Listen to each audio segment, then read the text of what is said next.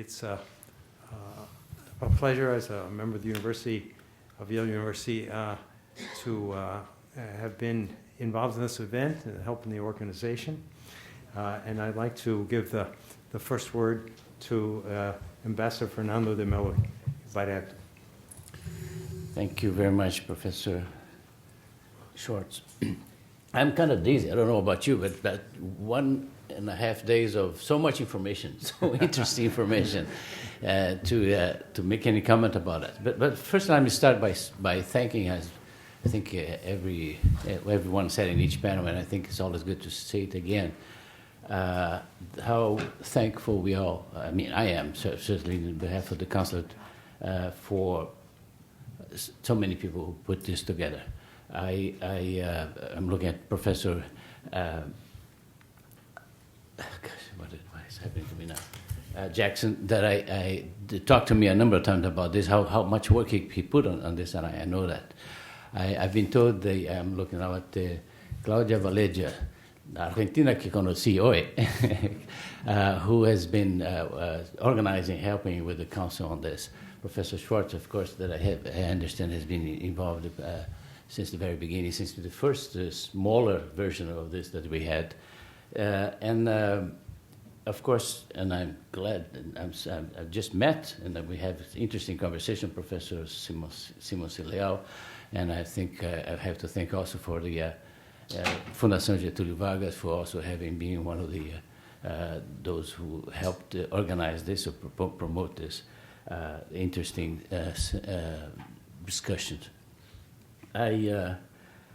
What I really want to say is that I was trying to take notes, at least probably some of the you who have followed all of these different subject matters, and what it impresses me is that the variety of people with passion, I think the word passion I've heard a number of times, people from academic world that really want to do something about these two countries. I mean, and people from different universities are here present, not just from our host, Yale University, who I also like to thank for organizing this. From different perspectives, I think those of us who have followed this, many subjects have been dealt with here, are impressed with the possibilities of cooperation. I've heard a number of words. I think I heard the word cooperation, collaboration, exchange, connectivity, comparison, all kinds of words to say that a lot can be done. I mean, and the role of the universities, the role of the institutions like Fundação Getúlio Vargas and others, that can help to promote and foster and help people to get together and spread knowledge and improve the quality of life in Brazil and U.S. Why not? Because I've always heard this, the cooperation always helps also those who are cooperating with the other. I've heard, I'm looking here now, professors of language. I heard of the language barrier, how important is the language. It's just none of these things could be possible without some kind of a translation and some knowledge of language, and translation can be very difficult. It can be misleading and lead to different. I just use a word, cooperation, collaboration. I heard there's a difference. In Brazil, I don't even notice much of a difference, but there. And when you deal with specific matters, translation can be very complicated. An environment, of course, it was easy to see the interest of Brazil. I had somebody described that most of the Amazon, I don't know, 60% or 70% of the Amazon is in Brazil, but not only Brazil. I lived in Ecuador, and remember, Ecuador always have defined the country as Ecuador is an Amazonian country. Well, I never had doubt about it, but they wanted to always emphasize that. So the importance of the Amazon is for everybody. It's not just for Brazil or for the countries where the Amazon is located, but to the U.S. and to the world. So any cooperation with the Amazon, I think it's vital to anybody. And we learned a number of interesting facts about this in this small presentation, just a small particle of what could be done was mentioned here. In law, which is my field of expertise in the beginning, we discuss here the possibilities that when there's need for something, why not to use the experience of another country? And Brazil is now using, and the fight against corruption. There's a number of legal concepts that have been not transplanted, I don't like that word, but borrowed. Some concepts have been used and adapted to the different situations in Brazil. And the same goes for other areas of expertise. History. I was fascinated here about the possibility that digitalization is now permitting people to exchange information much faster from home. So you can get cooperation more and more at the university levels from that point of view. From even literature, why not? Literature is important. I think there are comparisons, things that can be useful. And that actually really works in both ways.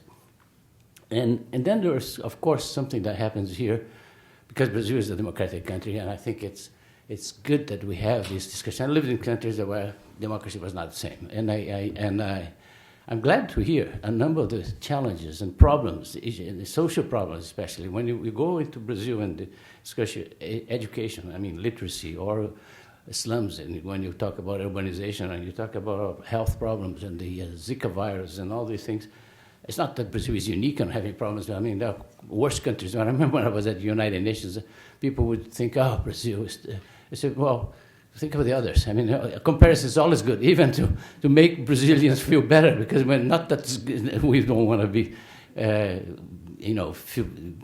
are people that are not in such same situation. And worst of all, they cannot do much because they are under some constraints, political constraints, that they cannot. They don't have freedom of press, independence of the judiciary, and the respect for the rule of law. We have to improve a lot on these fields.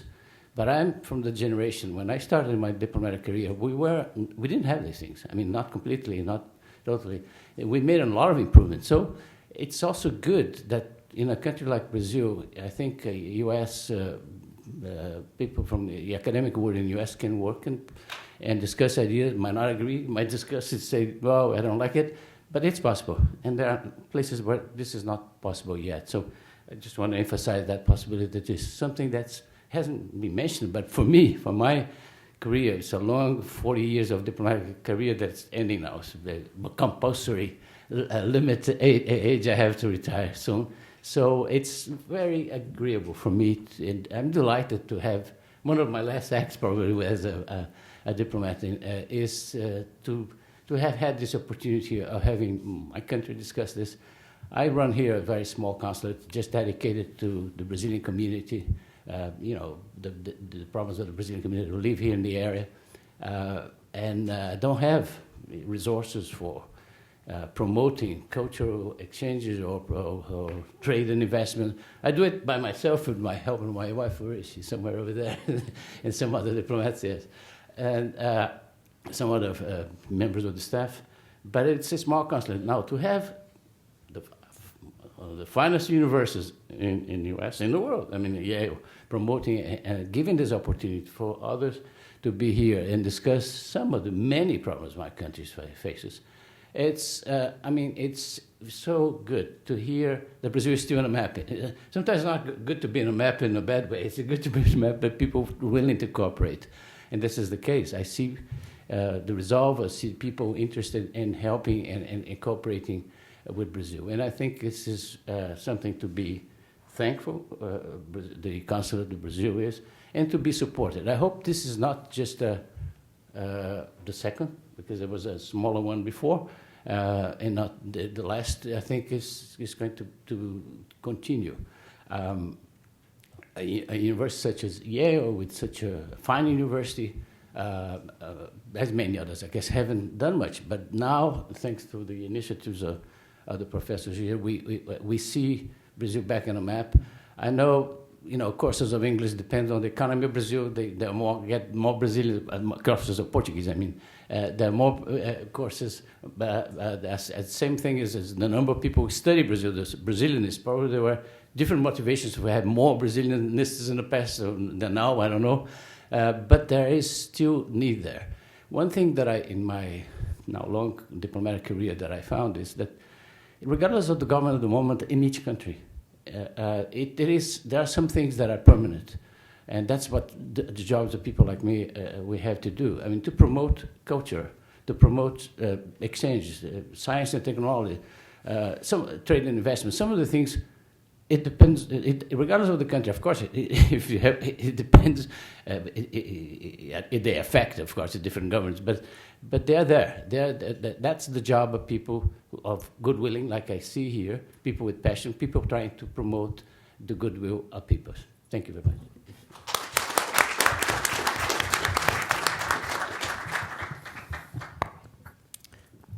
So I was thinking about what I should say after this very interesting seminar. And I decided to tell you a story. When I first came to the US to study, 1982, I went to Princeton, and with my wife, I was recently married, and every time that I went to a coffee shop, small restaurant, etc., listening to us speaking in Portuguese, someone said we speak Brazilian, we speak Portuguese, I always had to face this question. Where are you folks from? And I said, from Brazil. How nice. And how is it down there? In the beginning, and since the Brazilians are laughing, is because they have faced the same question probably. And after the question, I simply explained Brazil. I tried to explain Brazil. 6 months passed, and I was really tired of trying to explain Brazil to American waitresses. I wasn't succeeding. So I have gotten this very simple explanation. It is exactly like here, only we have less roads and less phones. At that time, you used to have public phones. Nowadays, we have the same number of phones. Public phones, 0. Okay, so we have less roads and less phones. And of course, less cars, because we are poorer. And this made them so happy, and I could have my lunch. So Professor Ko asked me yesterday, why did I come here? Do you want the first type of answer or the second one?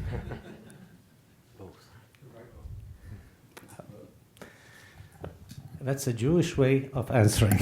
Okay. But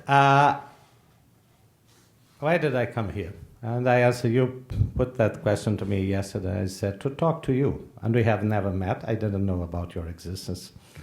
Of course, I didn't have time to read the program before I came, because I do 100 things per week, different things. And people convinced me to come, saying it was important. And I said, I'm going to come because I want to see how their minds work. How do they see us? And of course, I got more than that. I got how do they see us, how Brazilians that are here see you, how Brazilians that are here see Brazil, and all of that. And in this very small room, I have gotten a microcosmos of Brazil. For example, there are things that we use, words that we use, that have understatements that are completely different than Americans. For example, and let me be slightly impolite. Mr. Ambassador said, we are a democratic country. Asking the Americans, do you think that's possible, a democracy where the question of public money is not discussed? No.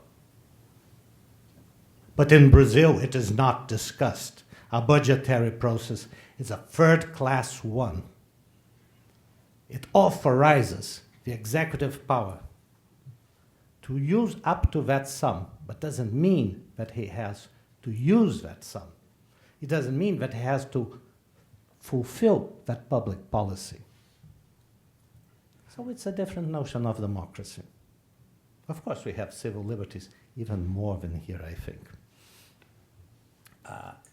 I'm not bound to drink white wine because it's fashionable to drink white wine. I can ask for a Coke, a zero Coke, even if it's bad for my health. My doctor He eats sweets and candies all the time. He's fat, okay, and he knows that he's going to die of that because of that within 20 years or so, I hope. But it's part of our freedom. But have you noticed how all the Brazilians, even the ones living in here, they demand for public action? The state god has to take action. The state god has to do this and that. This is part of how we function, how we are. And we don't understand this.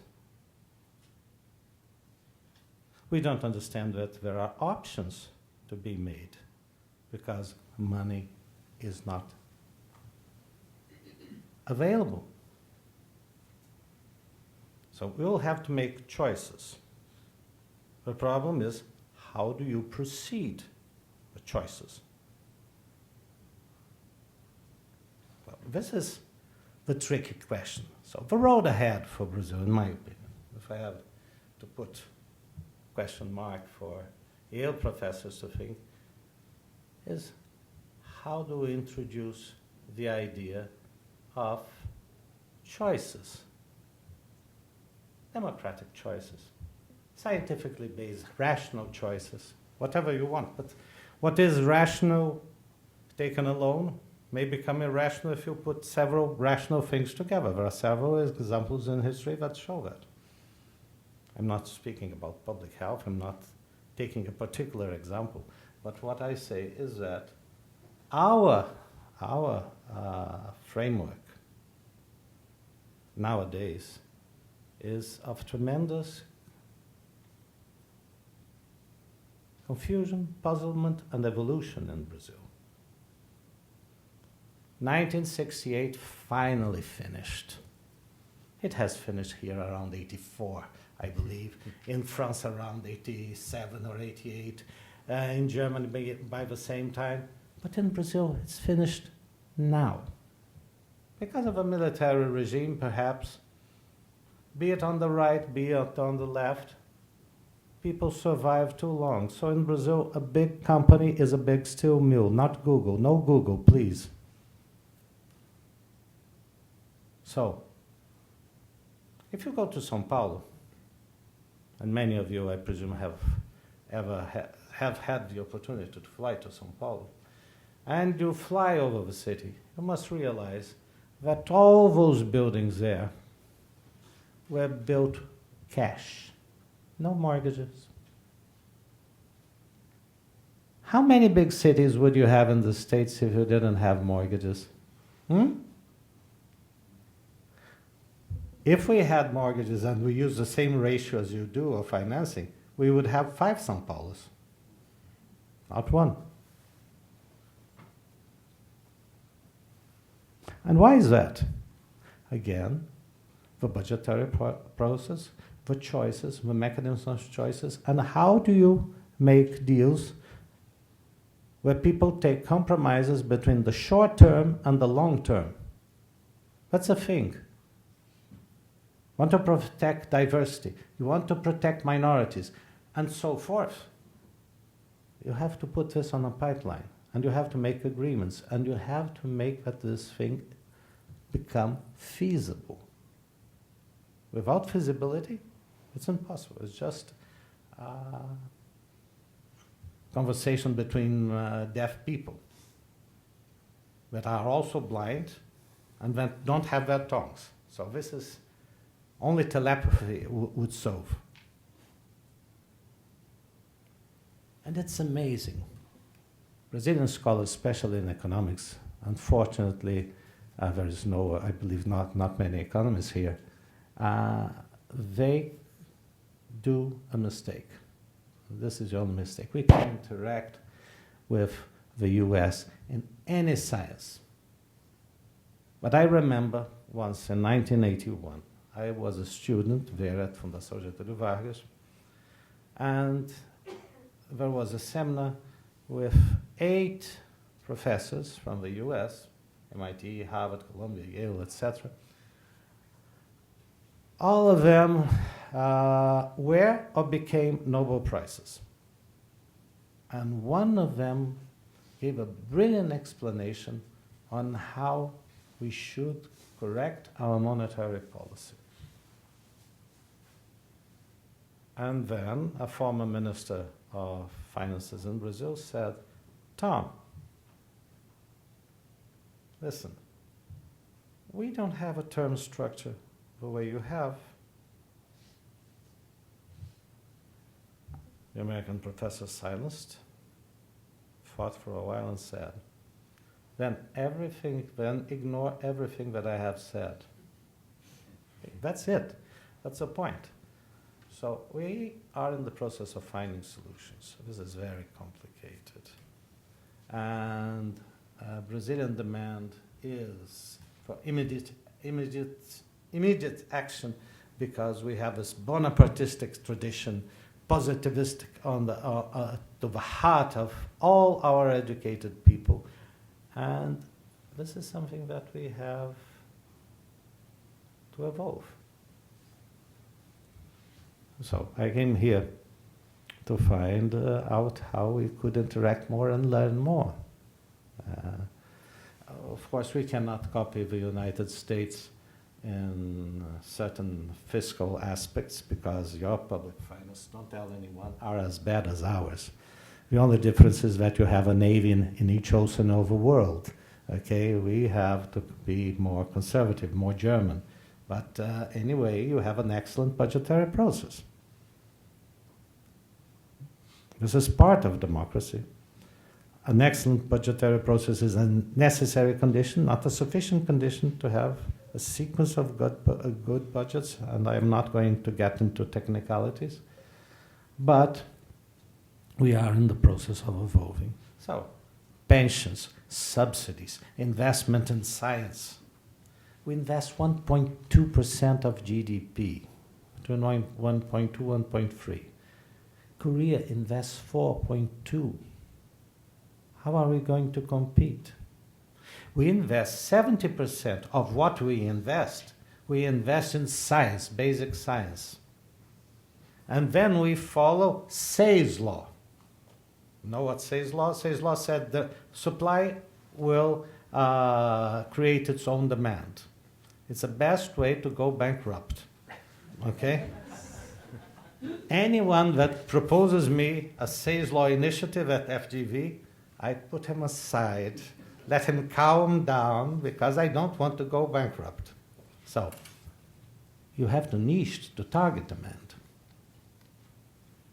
It's very important to target demand. Know where demand is, but this is very obnoxious. The world has to be the way we think it is, not the way it is. How many times haven't you faced this? So, this is a big exercise of reality. And so this is my long answer, but the short answer would be just a simple one. I came to meet intelligent people. I came to meet intelligent people and to learn. And that I have learned, and I thank all the panelists at the seminar, because I have learned a lot. We have a long way to go. We are not going to learn everything, and we should not copy everything. As I mentioned, I think yesterday somewhere, I don't remember even if it was here, we copied American federalism, complete disaster. Complete disaster. We copied German social function of a contract, complete disaster. Okay. But there are things that we may copy, adapt, look at experiences. So I think that this was a wonderful seminar. I think Yale University, I think all, and Mr. Ambassador, I would say everywhere, we are a democracy at the heart, but we still have a long way to go. A long and complicated way to go, because that is a tricky point. No taxation without representation. That's what will. You see, We were born not from your Masons. Your Masons drank on Hume. Ours drank on the Jansenist Jesuitic dispute of the 18th century, which of course yielded Louis XIV's answer, l'état c'est moi. So we are still discussing the nature of a state. It's a very different thing. It's an evolution, but we are discussing that. Thank you.